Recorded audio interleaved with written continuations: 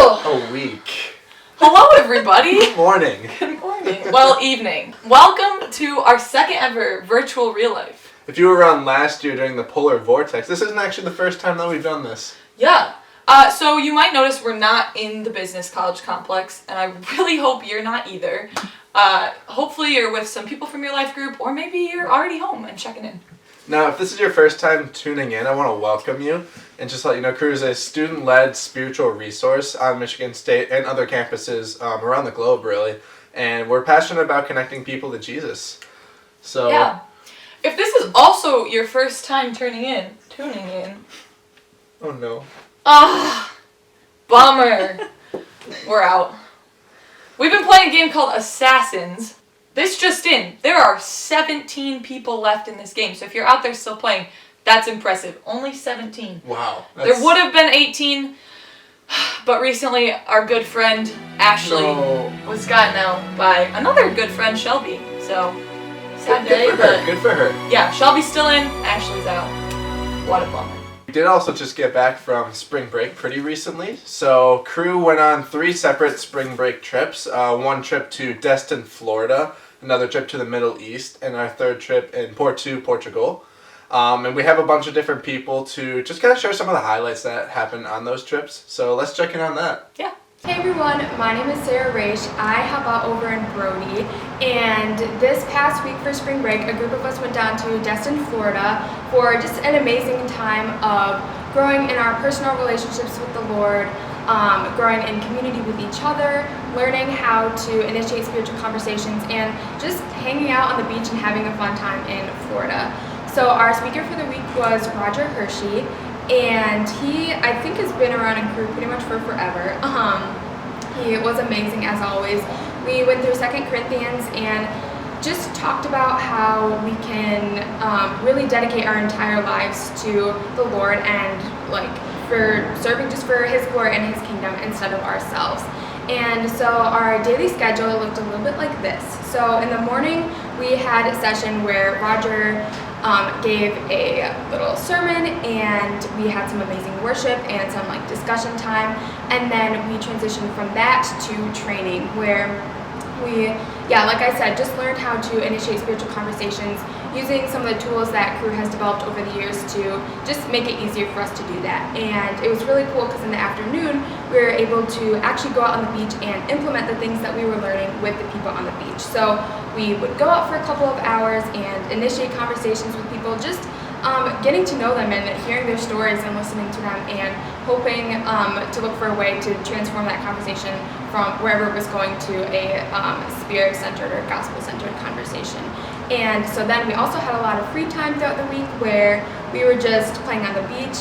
There's a lot of volleyball and swimming and shopping and just doing all those touristy things in Florida that you would expect us to do. We also had some campus time just for MSU where we again had some great worship and time for community building. At the end of the week we celebrated everything that the Lord had done with sharing of stories and with a huge feast of Chipotle, so that was really good too. So if you ask anyone who went on the trip, you will be able to hear some really cool stories. I just have something that was encouraging to me on the trip. So one day we were going sharing, and my group had just gotten to the beach, and we see Jack Skidmore and Nathan Andrews already on the beach having a conversation with a guy.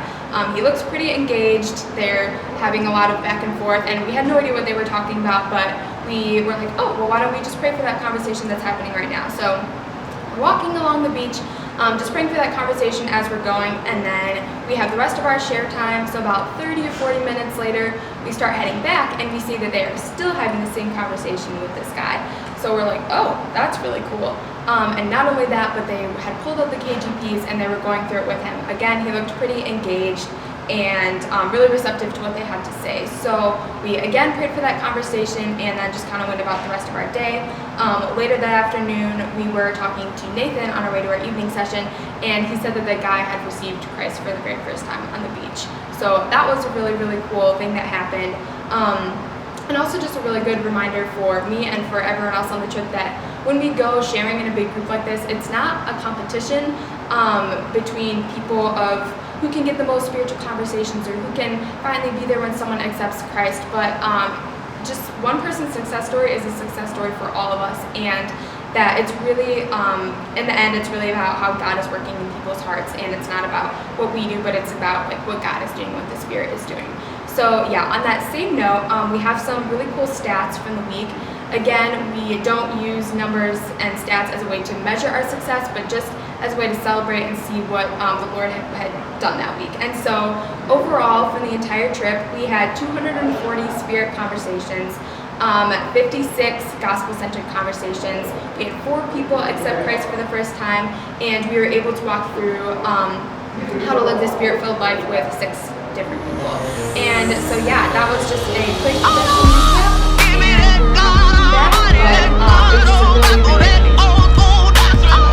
Awesome. Hi guys, I'm Amanda, and I was one of the 7 students who got to go to Portugal for spring break.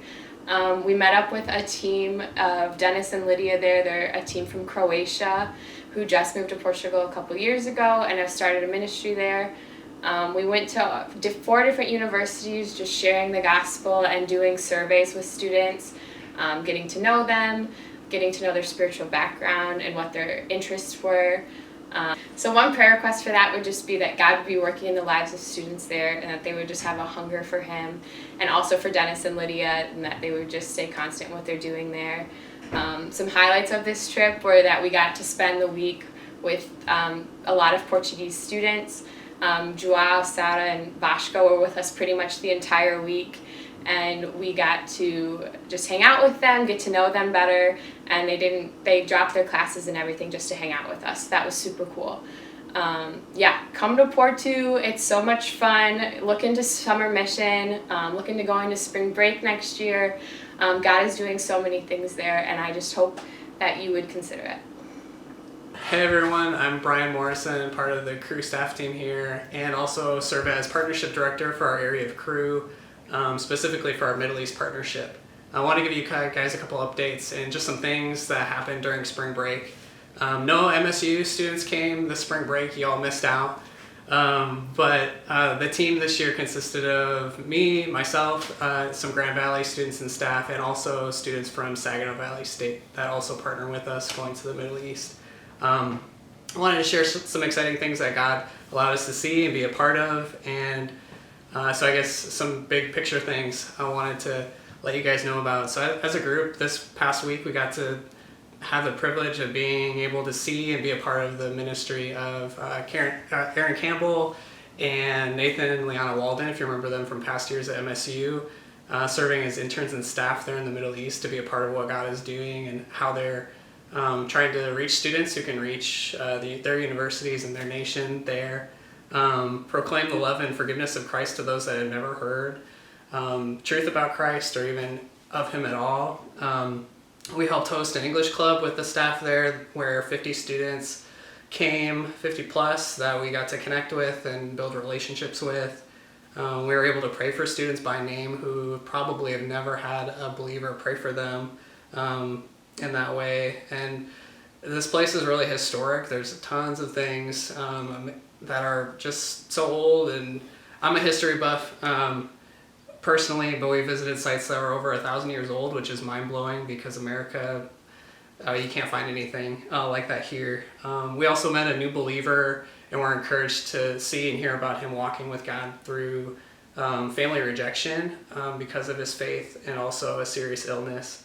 So in many ways, the perspective of being a believer here versus there just was really shaped, and we got to see a different view of what that looks like. So for 1 week, we got to see and be a part of what God is already doing, but also to participate in it. And looking ahead to the summer, I mentioned no MSU students came this spring break, but this summer I'm excited to see there are a number of MSU students that are still deciding whether they want to go, but here are a few that are committed and going, so you can encourage them through prayer, just be able to encourage them with words if you see them, and also financially as they ask. Sarah Slinkman, Abby Weaver, and Kyle Skur are ones that are committed, and there are still others deciding, so you can encourage them and just know that they're heading into something similar and that they're trusting God to work through them and in them this summer. So those are a few updates from our Middle East partnership. Thanks for listening. Wow, so that was super encouraging to see. It's just like how the Lord was moving all around the world, really. So just thank you all for sharing that wherever you are. So we also wanted to acknowledge a little bit the craziness that's happening here at MSU. And some of you might know Brian Langford. He's one of our team leaders here at MSU Crew. And he just has a few words of perspective and wisdom that he's going to share about the COVID-19 pandemic that's going on right now. Hey, MSU Crew.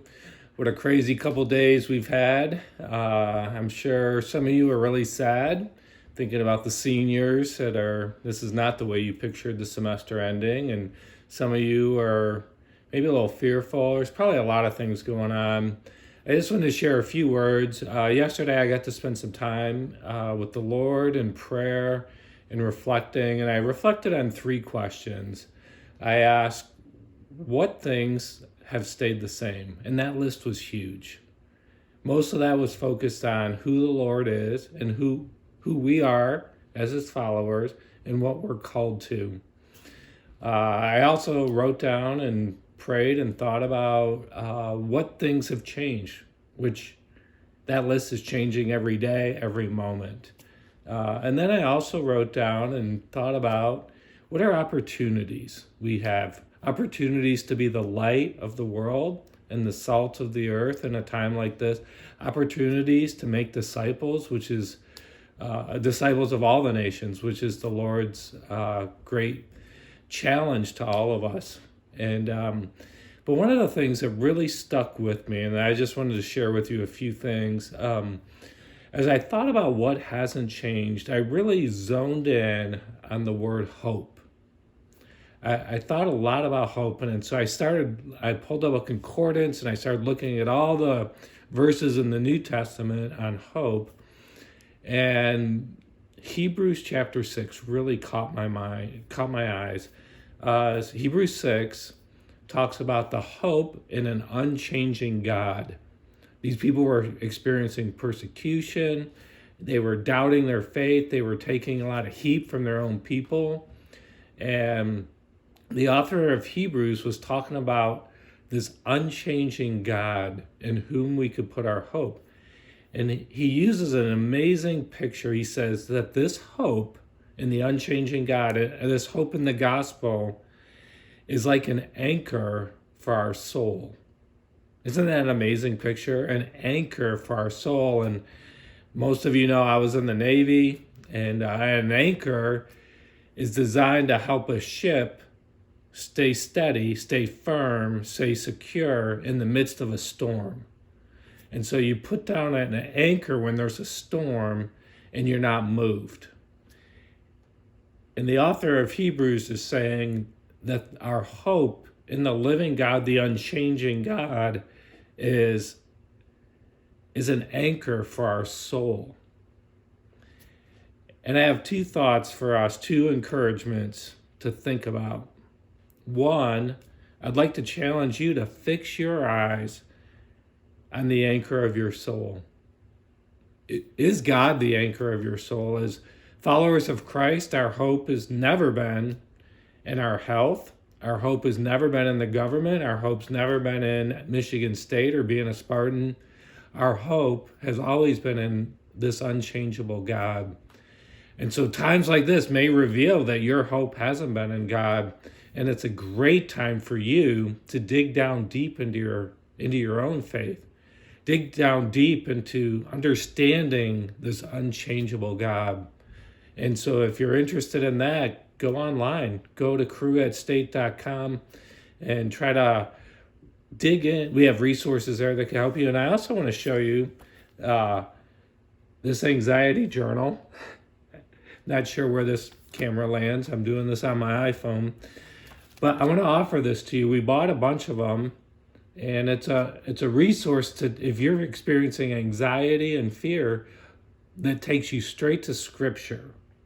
And so if this is what's going on in your life, what better thing to do the next 6 weeks than to dig in to Scripture and see what the Lord has to say about this topic. Mary Lorenz has an awesome time planned for the women who are going to be in town next week, talking about this very subject. She has some counselors coming in. She's going to have these books available. But if you want one of these books, I have extra, and we would love to give you one if you would do it over the next 6 weeks. So let your life group leader know, let your staff member know, and if you don't know any of those people, go to Cru at State and let someone know there, and we'll get back in touch with you. So that's the first. Use this time to dig into your own faith. Number 2, I'd love for you to pray for the opportunity to share this hope with others. When I wrote out the opportunities, I listed like 10 things, and then I talked with Mary and Ozzy, who leads our Bridges ministry, and we listed even more. There are so many opportunities because people are probably open, maybe for the first time, because what they've placed their hope in is gone because there's fear. People that stay on campus are going to feel isolated and alone and worried, and they're going to look for an anchor, and you have that anchor. And so look for opportunities, pray for opportunities, call on the living God to open the door for you to share the hope that you have. And may you do it with gentleness and respect. That's 1 Peter 3:15. People are scared. We don't want to take on a posture of mocking. We want to be kind to people. We want to be loving the people around us. There are people that are legitimately fearful. There are people that have a lot of things going on in their life, and we have a chance to show them the love of Christ, even by being present, by listening, still washing our hands. You don't have to hug them. You don't have to get close to them, but being present with them and sharing the hope that you have. It's in times like this, times of uncertainty, that I think people are more open than ever. Throughout the history of the church, revival has happened at times like these. If you read church history, you read about plagues wiping out cities. I read about this plague in 250 AD that took place in Alexandria, probably the most educated place in the world at the time. And people came to faith because of the love and the kindness and the hope that the Christians had in that community. What might the Lord do in our lives and through our lives? I'm praying for all of you. I'm praying for opportunities for myself. And God has good works for us to walk into. Ephesians 2:10 is true today as it was a week ago. That God has prepared good works for us to walk into. May we walk into those in faith. I love you guys. Pray this in Jesus' name. Amen. Thank you so much, Brian, for just those words of wisdom and comfort in a time of crisis. Now tonight we're supposed to be alumni night, but due to recent events we've had to make it a virtual real life, but we still do have an alumni speaker to share with you all. He's a part of Kensington Troy. He leads a ministry of 18 to 29-year-olds, and he knows a lot about the Enneagram, fun fact. So I just want to welcome Drew Daniels. Well, hey everyone, my name is Drew. If you don't know who I am a Cru alumni, and I work at a church called Kensington. I work with young adults ages 18 through 29, and we meet every single Tuesday night, so if you ever want to stop on by in the summertime, come on out on a Tuesday night. We meet at Kensington Church, the Troy location, and the truth is I am where I am at Kensington and just in life because of Cru. And so I owe my life to Brian Langford, thank you, sir, as well as so many of the other team members and disciplers who were there. And really, I just wanted to kind of jump right in because I know it's kind of awkward for me too. I wish I could say go green and hear you say, but I can't because, Corona, so no big deal. But I'm going to do my best as I can here. I've never really done this whole video thing, doing a teaching, but I figured let's just jump in together on really what I wanted to share or just have you be aware of as you move on from being a college student and into the working world as a young professional. Now for me, when I was at Michigan State, I felt like I really struggled with just my emotions. I felt like I struggled with loneliness. I felt like I struggled when it came to being recognized, being seen, known, belonging. And even when it came to my faith, I had a lot of questions of emotions. I was always very an analytical thinker about theology, about who God was. And so I really had a lot of pain, I would say, with my faith. Specifically, I kind of got into this even place where I had so much emotion as it came to my faith that I was just desperate to really hear God's voice and to understand what he was saying. And then when I left Michigan State, I actually went kind of through this opposite process where I felt like I'd completely lost my faith because I didn't really know what God sounded like anymore. And it was very devastating for me because for my whole life, I grew up inside of the church. I actually gave my life to Christ when I was 14 years old. It was in a stadium. And I stood up because the pastor said, I want you to stand up and scream, I want the cross. And so I stood up and I was like, yo, I want the cross. And sure enough, my twin brother also stood up at the exact same time. And I was like, really, I can't even have my own salvation. It's cool, no big deal. And so that was the beginning of my faith journey. And I kind of felt like through my life, I wanted to be perfect or good enough to ultimately attain God's love or to kind of experience God in a way that I never had before. And really, it was an overreaction to a lot of pain that I had in my life. And so maybe if I was perfect enough, if I was holy enough, then I would experience this relationship with God that would fulfill me in a way that I always had wanted to experience and was looking for in every single way. And as I kind of exited college and began to even work at a church, I had watched a lot of my friends at Cru begin to not follow Jesus, pursue him. And even for myself, I had all these intellectual questions and doubts that I didn't know what to do with anymore. And what really kind of brought me back was understanding that, who Jesus really is and the resurrection event that he that took place in history. That for Jesus, if you can predict and pull off your own death and resurrection, well, I'm just going to trust whatever that guy says. And if he says he's the way and the truth and the life, then I'm going to choose to follow him. And my wonder and my interest for you is, really, where is your faith based off of? Because if we're honest, I think our love for God can kind of get mixed up inside of our emotions. Is that our love for God can kind of get mixed up inside of the person that we're dating. And maybe for you, kind of like how I was as a college student, you kind of have this active roster list in real life of the people that you tend to have crushes on, and people move up and down the balance and you're kind of beginning to plan or strategize your future marriage. That could be you. But what I realized is many times my faith was linked kind of to my emotional state, which is an okay thing. Or maybe my faith was linked to my intellectual questions. But I think really understanding that there was a historical Jesus, and people in the ancient world, as they huddled around just manuscripts and even just fragments of manuscripts, they weren't protecting their emotions or where God was in the middle of their questions. They were protecting a way of life because for them, they experienced a risen Jesus, and they would sing quietly because of fear of being persecuted for their beliefs. And so really what I'm hoping to communicate to any of you at Real Life, especially inside of Cru, is that it's very easy to always be pointing out the problems inside of the church. And it's very easy to be pointing out problems inside of the Christian faith and the way that people think. And what I want to talk to you about today is what it looks like to actually be the change inside of the church.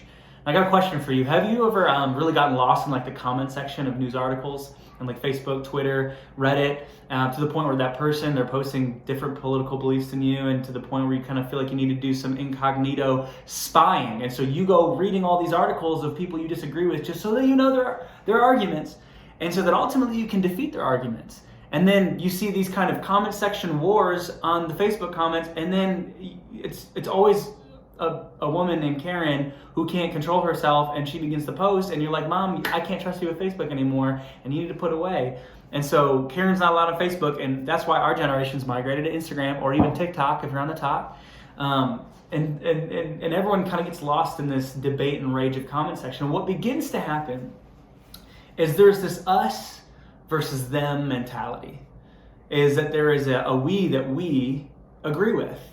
And many times whatever they say, we're going to disagree with them just because, well, they said it. This may not even just be in popular culture. It could be even inside the church. Someone who believes something differently with you about God, and you kind of categorize them as they. And we tend to look to see what we agrees with, and we begin to distance them as someone else who's maybe our enemy. But what if we were to be the change inside of the church? Because we don't want to just agree with what we says, but Jesus has called us to love and actually be the change that we want to see in the world. In fact, what's really sad about the comment section is that you will never change anyone else's mind no matter what, because in order to create real transformation and change, It always requires having empathy and compassion and seeing where someone truly is. You will never change someone's mind on the comment section. It'll always happen in a context of heart transformation and love and understanding and compassion. I mean, can you imagine, even just for a moment, if it didn't? If you just could change anyone's mind in the comment section. I mean, no one's going to sit around and be like, man, you know, Skater Boy 479 just really changed my life today. You know, I just realized that when he said, you're an idiot, you know, I just realized, you know, I'm an idiot and got to hand it to him. It's like, no one does this. You're only going to change someone's mind by engaging with them, not to see them as a problem. People aren't problems to be solved. They're mysteries to be embraced. And no one ends up where they end up and what they feel, believe, or see, whether it's inside the church, in the political spectrum, in all of culture, just because they wanted to make your life worse and to make you feel more angry. Is that all of us have a story, and it's important to understand where people are coming from, to ask with them and engage with their hearts. And because my fear is, I think inside of the church, it's easy to point out problems. It's easy to point out a problem. It's very difficult to embody a solution. In fact, one of my leadership mottos is that I want to be the change that I want to see inside of the church. Is that it takes early mornings, hard work, labor to embody change and a solution that takes place over time, and it takes just a single second or a moment to point out a problem. It's like watching American Idol, watching these people who train their voices beautifully to get to the final four, and they have one wrong note, and we can just point out imperfection. I think inside the church, it's like easy to have all these debates about what the church should do, but it's far more difficult to engage in life-on-life relationship and to reach people who are far from God and to see them and to know them and usher them into a place of transformation. In fact, James, the half-brother of Jesus, he even talks about that we need to be doers of the word in chapter 1, verse 22, not just hearers only, so that we don't deceive ourselves. And he says, even that your faith without works is dead. And so therefore, even Satan and demons believe in God and they shudder at the very thought of it. And so it's more important to embody a change and solution even when it comes to our faith, because that is the true manifestation that our faith is truly what we believe, is that if it shows in our actions. And I think it's easy to say what we value, but it's a completely different thing to do what we value. I mean, we can say that we care about reaching people, but maybe we're more concerned with whether or not we're engaged with the speaker who's on video. Or we can say that we value unity online and politically. We can say we value unity inside of the church, but man, our Facebook comments and articles that we share don't show it. We can say that we care about God's heart and doing whatever he says, but man, if God isn't talking, we ain't going to be listening. Is that it's easy to say what we value, but we actually do what we value. Now, my mom, she values us doing chores around the house, and she could perfectly define what the chores were that we had to do. And she'd always say, hey boys, on Saturday, I'm going to have you move all the trees from the left side of the house to the right in the garage, from the right side of the house to the left. And sure enough, no matter what, I'd always be waking up at like 2 p.m. because I was a terrible teenager. And because I didn't actually value it. You can define what is valuable, but people don't do what's defined as valuable. They do what they actually value. And so we can define what we value in the church all day long. It's like, oh, I care about reaching people. I care about doing the heart of Jesus. But if we aren't engaging and acting with it, is that we do what we actually value, not what we say that we value, and not even what is defined, even what Jesus says or even what the Bible says. And so my fear is what happens is, I think inside of the church, or maybe you feel this way in your small group or wherever you are in your faith, is that maybe you kind of feel like you're slipping into a bored mindset, where you're wondering what God's going to do in your life, and we kind of usher in this kind of passive mindset. And really, there's a difference between people who are bored and people who are brave. Now, the bored person, usually they're waiting on someone else to inspire them. It's a book, it's a conference, it's Destin Spring Break. Usually the bored person, they're waiting for their feelings to drive them into action. Until they feel close with God, they're not going to really serve yet. Maybe the bored person usually ends up waiting until spring when things finally die down and really you can begin to go outside and not care about the coronavirus. That's when you're really going to start to engage and serve other people. But the brave person, they are a deep reflection of deep inner convictions. Is that they have an obsession inside of their bones to see change made because they have experienced the love of God in such a powerful way that they want everyone to see that as well. That a brave person, unlike a bored person, they're not pushed by guilt into serving Jesus. They are pulled by a calling because they have something that is greater for them. And this is what it means to be the change even inside of the church. It's to have something that we know why we are on mission, not just what we're doing, but we know exactly what God has done in our story. And usually many times the story that God wants to write in our lives, in our future, comes from our history of our past. Sometimes it's the things that have hurt us the most. The relationship event that caused you pain, the divorce of your parents, maybe it was a childhood wound or trauma. Many times it's the past pains that we have that usher in writing a story, and it all comes from a history. Now, I hate moving. I moved like 8 or 9 times when I went away from state, like from dorm to dorm, apartment. I hate it. Like my wife and I, we actually just moved in December, and I hate it so much. It's the worst process. And you have to like paint and prepare all of the house and all this stuff. And so we moved into a house, and I had to go to Home Depot. Now, I don't know if you see what I'm wearing, but I do not belong in Home Depot, everybody. It's not where I live. It's like dead land, like boomers. They just getting excited about Home Depot things. They're talking about different types of wood like oak and pine and what kind of finishes to put things on. And I just have no clue.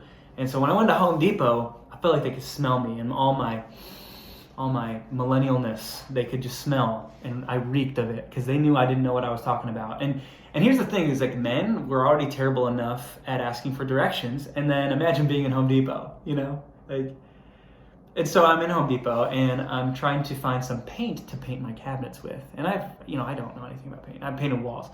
And so I go, I'm kind of doing like the puppy dog look where I'm like looking for someone who's going to notice and pay attention.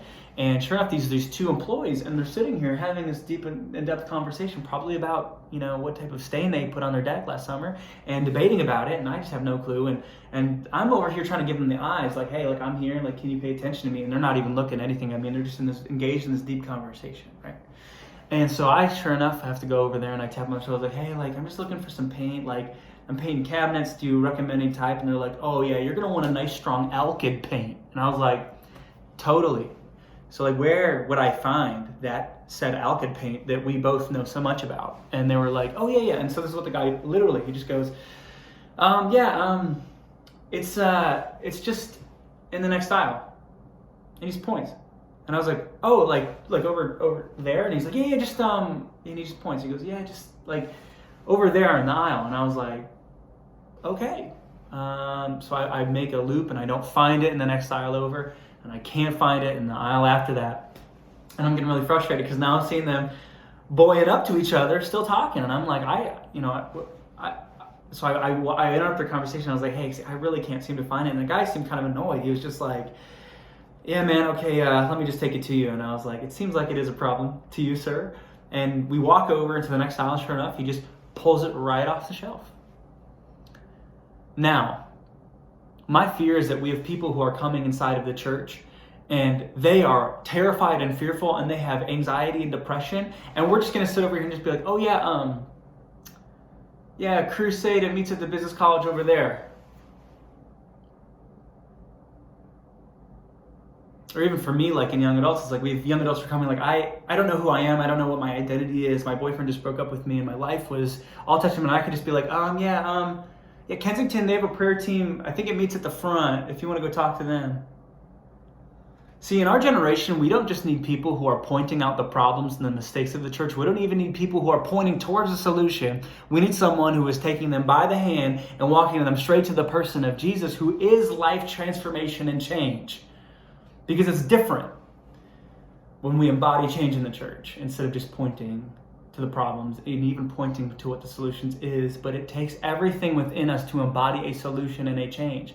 And my fear is that many of us are going to end up like the employees at Home Depot, talking about things that other people have no clue about. Like, we're just going to sit over and be like, contemporary worship and services, what do you think about like Romans 9 and predestination versus free will, which all matter? And someone else is going to be out on the outside just being like, I have no idea who Jesus is, but I know that I just need to experience the love of God, and I need to know who he is and who he says that I am, because I'm without hope and I need a Savior who's going to rescue me. And we're over here talking about contemporary services. Instead, we need to be the change that we want to see inside of the church. Is that there are people who are far from God, who will never know and experience the love of Christ unless we have eyes for them and we can actually be the change that we want to see and embody the solution. And I think the difference between us being the change that we want to see is actually comes at the cost of our willingness to say yes, to walk someone to transformation. It's in the difference between our yes and our no. And I don't mean to be cliche, but what do I mean when I say this? What am I trying to tell us? Is that I think with our yes is that God can use a yes more than he can use our no. Meaning this, Paul and his friend Silas were traveling through Asia, and they were trying to listen into what God was doing and create change. Now, Paul, he had this perfect, this pure motivation where he wanted to reach people who were in what was called the diaspora. Now, the diaspora was called the dispersion. Israel was God's kind of home base and plan A for the world, where he makes a specific covenant with the nation of Israel, that he was going to guide them by the hand. He was going to nurture them. And through Israel, all of the world would know who the living God is, but they inevitably sin and fall short of God's glory. And so in the process, Jesus needs to be sent. And once he resurrects from the dead, the message is not just that Israel is chosen, but that all the world, all people groups are included into the family of God. And so Paul is traveling to spread this news to the diaspora, which is our Jewish people, Israelites, who don't live inside of Israel, but rather they live in the surrounding regions. And how did this come to be? Well, when Israel was invaded 600 to 800 years before Jesus in a couple different invasions, people were taken out of the land of Israel and into captivity. And so new generations of Israelites were born into captivity. And so when they had permission to leave at a couple of generations later, they didn't remember Israel as their home. They just knew what slavery was like. And so they went to the dispersion,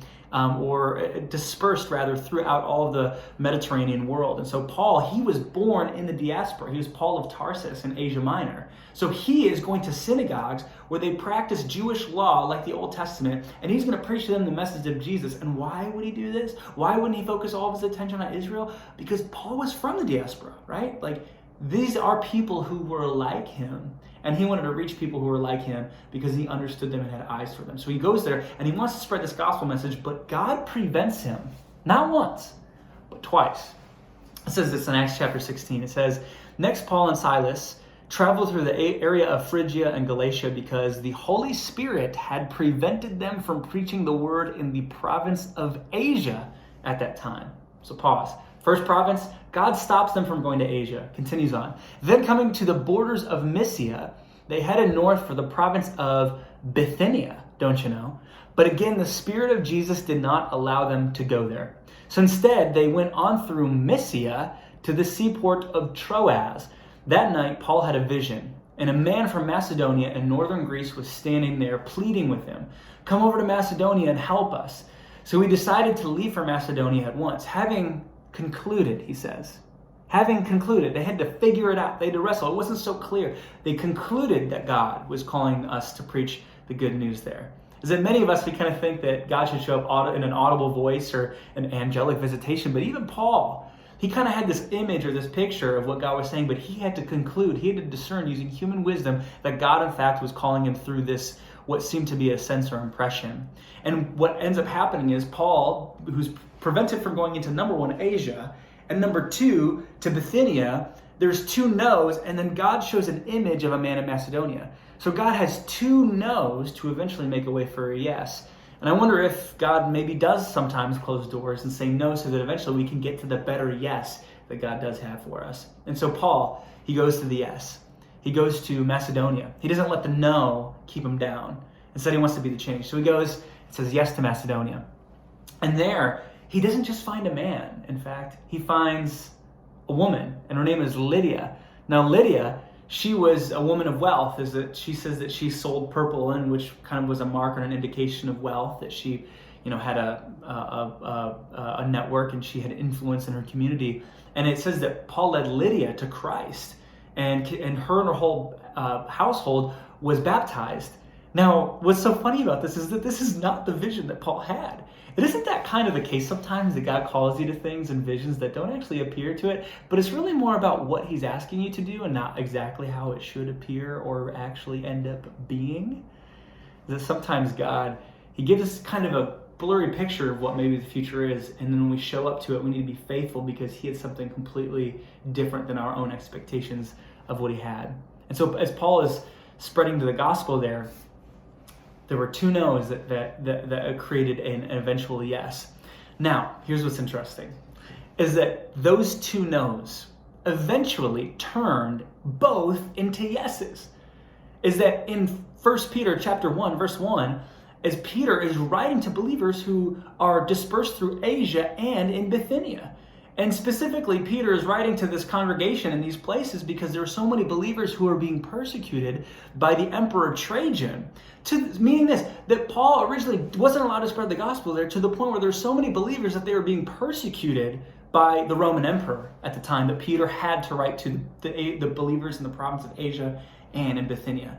Is that sometimes if our desires align with the will of God, even if it's not inside of his timing, sometimes God will eventually turn the two no's into yeses if it's a part of his will, and may use someone else to deliver the message because he cares so much about people. So just if we don't even always see what God is doing, is that many times he's working even when we can't. And so it's about listening to the yes of God. It's about understanding where he's guiding us so that we can be the change. Now, have y'all ever tried one of those escape rooms before? Like the ones where you go in and there's like all like everything's a clue in the room. I hadn't been to one like 2 years ago. I went to my first one and I loved it because everything was a clue and you had no idea what to look for in the room. And so sure enough, I show up and I'm all excited, and our team gets to this point where we have like 3 or 4 different clues, and we cannot get through to the ending. We're just stuck on these like 3 or 4 clues. And we come across this monitor in the room, and there's this weird cryptic voice that's telling us to check with the doctor, inside of this escape room to like ultimately escape. And we're sitting there like, whoa, that's kind of eerie and cryptic. Like, what do you think that means? And we try to find this doctor that it's mentioning, and we really didn't find anything. So we start to pursue all these other clues, and they're like, no, really, check with the doctor. And the voice keeps coming on saying, really, check with the... We're like, oh my gosh, hold on. Yo, this is the staff. They're watching us and they're trying to help us, give us some clues, and so we try to pursue it and we still can't figure it out. Till finally they're like, you guys just need to go check with the doctor. Like, really, I don't know how much clearer we can be. And so we check with this doctor and we find like something in the coat pocket of this lab coat, and it unlocks the next clue. And then the other 3 or 4 clues we had finally made sense because we found the clue that the people who were staff had told us about. Now, if you really think about it, how foolish do you have to be to not listen to the people who created the game, who know how to win the game? And instead we're sitting over here pursuing all these other clues when the people who invented the game know the best pathway of the game. And I wonder in many ways if, as God is speaking to us, he is the creator and the inventor of the game, and we feel like we have all these leads and we're not listening to the voice of our Heavenly Father. He's like, yo, I know the cheat codes to life. I know if you follow and listen to my guiding through this power of my Spirit, that you're going to end up and your yes will be powerful and everything else will seem to make sense if you just listen to me. Now, how foolish would it be if we had the author of life who knows how to write the endings to stories, and he knows the best path to take, and we don't take it? Is because there's something that God can do with our yes and listening to his voice and to observe where he's leading and guiding us. And of course, it's not hard and fast. Is that sometimes our closed doors aren't closed doors, and sometimes our open doors aren't open doors, and it's really for us to walk faithfully with Christ to figure out what it is. But I think the truth is that we need to be engaging with our Father, and we need to be listening to our history and our story. Because it's like Paul, who was passionate for the diaspora and who listened to the voice of God to be directed with his yes towards influence and power. And I wonder for you need to be listening to your past and what matters to you most, and also listening to the voice of your Father to guide you into the places you need to be so that you can be the change that you want to see inside of whether it's the church, your small group, whether it's your family life, whether it's some of your classmates, especially as you have more time on your dorm floor in this season of the old coronavirus. And I heard this. I heard a pastor one time ask people in his church if they wanted to be on the greeting team at their church, and some people raised their hand. And then he asked if people wanted to be small group leaders, and people raised their hand. And he said, "Hey, I have an announcement to make, is that I no longer need any of you to serve. Because the truth is we don't need people who are just standing at doors smiling at people. We need people who are going to pastor those, who are going to see those who are lost and hurting and broken as they enter into Cru on Thursday nights. I need people who are going to observe that and be the change. I don't just need small group leaders who get the questions every week, who can read off of a page. I mean, anyone can read off a page. I need people who want to get into the trenches of people's lives and influence and impact them to Christ and lead them to share faith and share their faith. Is that it's different to be the change that you want to see. I heard this from a volunteer, that there was a young man who was at Kensington who was had cancer of the tongue, and he had his tongue removed, and he was about to pass, and there was a treatment that was very risky that he was about to engage in, and 50% of the people who go through this treatment live. The other 50% die. And this young guy was really terrified, because he felt like God had spoken to him one day as he was in septic shock and had showed him a picture of kind of what he interpreted as the afterlife, and it really scared him because he had no spiritual background, he had no faith journey, and this is the first kind of encounter with God he'd ever had. And he wanted to talk to someone who had faith to maybe make a decision to follow God, but was militantly opposed to God at the exact same time. And so I showed up there with some of my team, and we talked to him, and this guy was militantly opposed to God and was questioning everything. And he was kind of questioning, he's like, really? I mean, you guys have one God, but it sounds like you have three, and I don't really know, I'm not that bad of a person. I mean, do I deserve to be suffering? And we could tell we weren't getting anywhere with him. And so we kind of regrouped and just decided we wanted to meet him and adjust our approach to meet him where he was, and instead just listen and hear his story. And we decided just to pray with him, and he felt like he experienced God. And at that moment, his family entered the room, and we had to leave. And so we're like, oh my gosh, this guy, like he's so close to like giving his life to Christ. And a few weeks later, he texts us to come over, and he was about to get this procedure, and it was his last opportunity to really chat. And we talked to him, and he's back in his militant place. Till at one point, all of this kind of conversation that I learned from Cru of really challenging and inviting people, as I had learned to share in the dorms every week. And I made this invitation. I said, hey, look, either you're going to just choose to give your life to Christ or you're not. And I have a lot of questions myself, because for me and my story, I intellectually felt like I couldn't even accept God. And so I get it. But there's sometimes something in the heart of God that wants us to choose him even when we have absolutely no reason to. Is that even in the mystery, he becomes our greatest discovery. It's almost like he, in many ways, is hidden so that we can chase him and begin to get glimpses of him, so that we would choose him by our own accord and not by anything else, by proof or facts. And I said, either you're going to do this or not. And he made a decision, and he said, God, I want to enter into your house. I want you to enter into my house. I don't want you to stand at the door and knock. Instead, I want to come and get to know you. And he gave his life to Christ. And that very same young man, he went through the treatment, and everything was fine, but eventually he died on Christmas Day that very year, only a couple of months later from talking to him.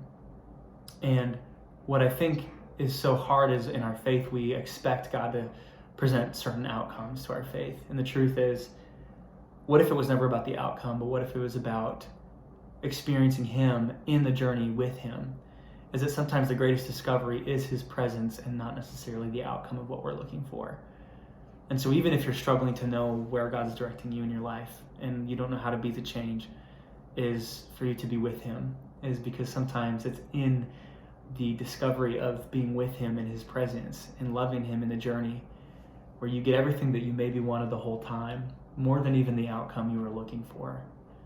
And so that's what I want to encourage you with today, Real Life, is in the season of life that you're in is that it's a race and it's a long time, and everyone will always say that as soon as you leave Cru, it changes, because it does. Is that you're in an environment that's filled with disciplers and mentors, and take every advantage of it because it's life-changing.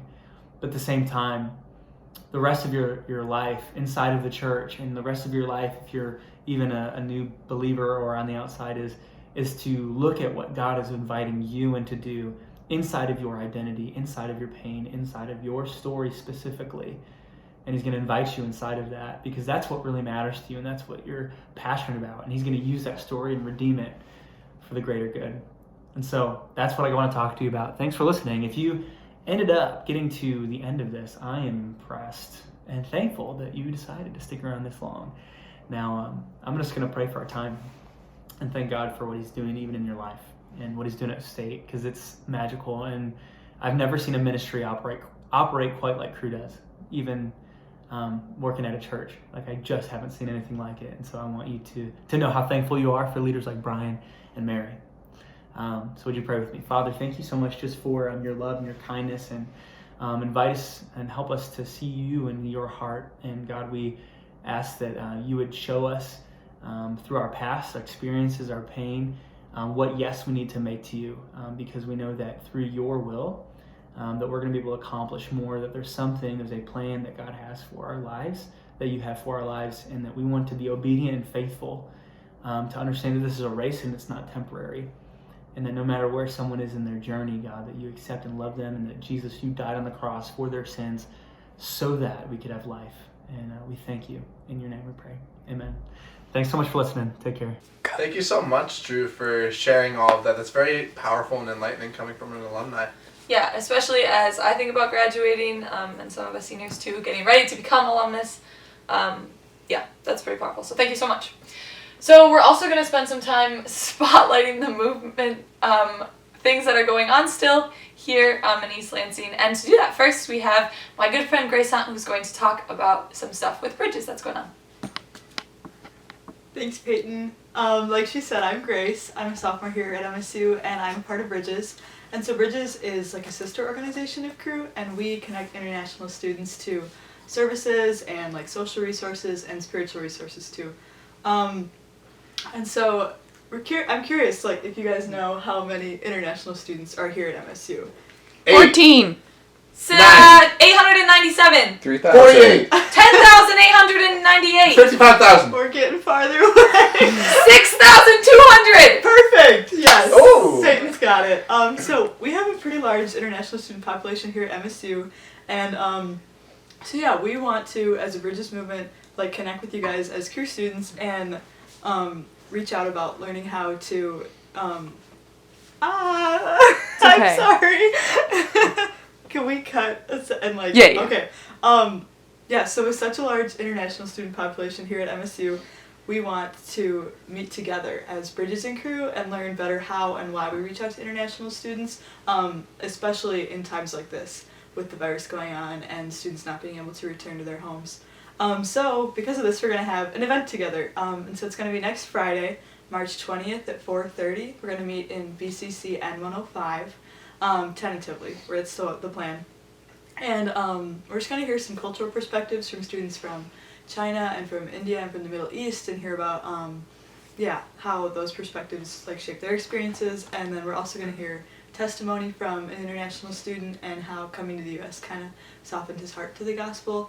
And yeah, we just really want to help you guys and help us to like learn how to form closer and more Christ-like friendships with our international classmates and friends, especially during this time.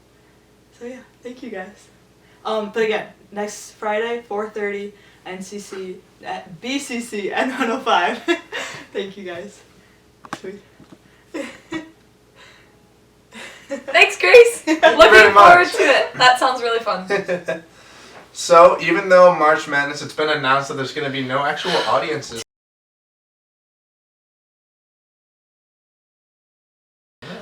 We also have coming up still this Sunday, which is really exciting, Freshman Bible Study, the very last one that our seniors are putting on. So we have a cool video made by Maddie Davis and Nick Wiggins, and they're going to show you what their night is going to be about.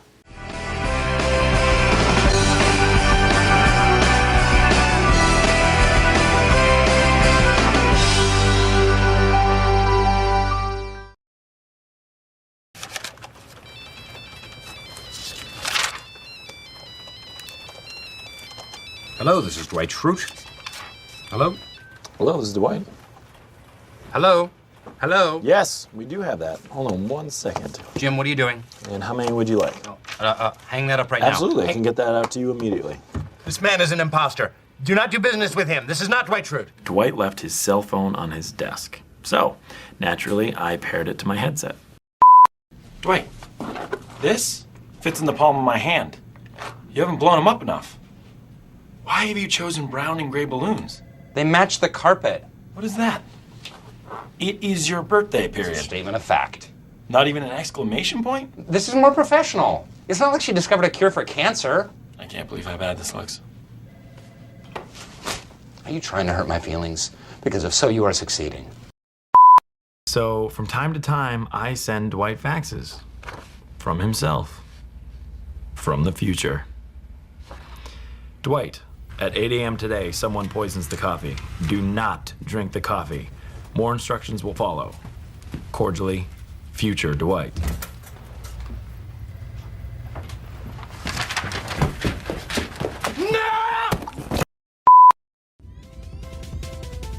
Hello, Real Life. Hey yo. My name's Maddie. I'm Nick. And we're seniors. Yeah, we are. And we're hosting Freshman Real Bible Study. We're hosting the last Freshman Bible Study this year. This Sunday, March 15th. 6 p.m. 6 p.m. for dinner, and then we'll start the study after dinner around 7-ish. It's gonna be lit. Super good. We're gonna be talking about Work and purpose. And yeah, just come meet other freshmen. Come meet us. Meet us. Get in the Word together. Hope to see you there. See you then. Freshies.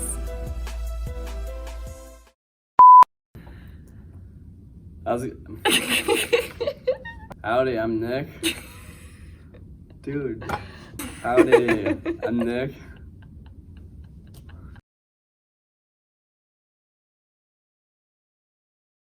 This is alumni real life. They're gonna see me being embarrassing. It's gonna be funny.